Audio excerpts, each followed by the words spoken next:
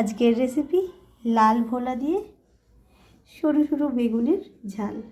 তো চলুন চটপট করে দেখে নিই। নমস্কার, কেমন আছেন সবাই? আরএম মধ্যবিত্ত গৃহবধূ চ্যানেলে সকলকে স্বাগত জানাই। আজকে দেখুন ভোলা মাছ নিয়েছি, বাড়িতে এসেছিল। এটা লাল ভোলা, বুঝতেই পারছেন অনেকটা, এই যে চোখের এখানে দেখে বোঝা যাবে এটা লাল ভোলা। তো ছোটো ছোটো ভোলায় নাকি খুব সুন্দর টেস্ট, তাই আজকে নিলাম। তো আজকে বানাবো ভোলা মাছটা বেগুন দিয়ে। মাছটা আমি রীতিমতো ভেজে নিয়েছি।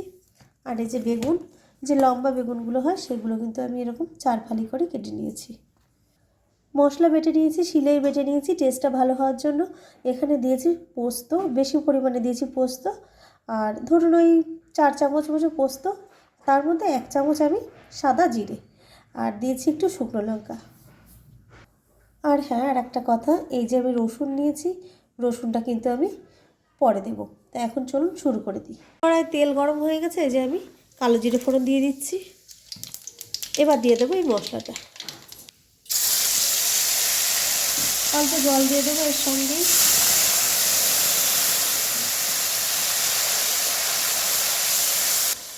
দিয়ে দেবো লবণ, দিয়ে দিলাম হলুদ। এটা একটুখানি কষে নেব। আর ওই যে রসুনটা আমি রেখেছিলাম, রসুনটা কিন্তু বেটে দেবো। রসুনটা এখন দেবো না, বলে দেবো, ওতেই কিন্তু টেস্টটা সুন্দর আসবে। দেখতেই পাচ্ছেন তেলটা ছেড়ে দিয়েছে। এবার আমি দিয়ে দেবো কিছু টমেটো। টমেটোটা হালকা নরম হয়ে গেলে, এই যে টমেটো হালকা নরম হয়ে গেছে, তেলও ছেড়ে দিয়েছে, এবার দিয়ে দেবো এতে জল। জলটা বেশি পরিমাণে দিলে কিন্তু হবে না, অল্পই দেব। আর একেবারে অল্পও না। এবার জলটা ফুটে গেলে এই যে বেগুনটা দিয়ে দিলাম। তো এই বেগুনটা খেতে যে এত টেস্ট হয়, না খেলে তো বুঝতেই পারবেন না। আর বেগুনটা দেওয়ার পরে একটু ফুটে গেলে এই যে মাছটা দিয়ে দিলাম। মাছটা আগে দিলে যেহেতু ভোলা মাছ তো ভেঙে যাওয়ার ভয় থাকে, ওই জন্য পরে দিলাম। আর হালকা হাতে একটু নেড়ে নিতে হবে এটাকে, নাহলে কিন্তু ভেঙে যাওয়ার ভয় থাকবে। বেগুনটা যখন হাফ হয়ে যাবে, বেগুনটাও গলবে না, মাছটাও ভেঙে যাবে না।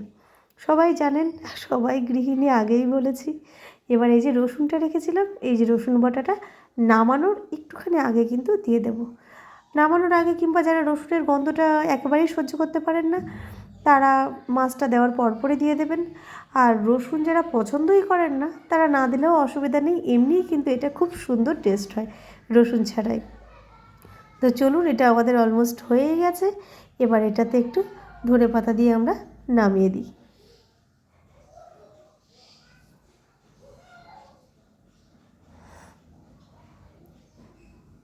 উফ, যা গন্ধ, অসম্ভব সুন্দর গন্ধ বেরোচ্ছে।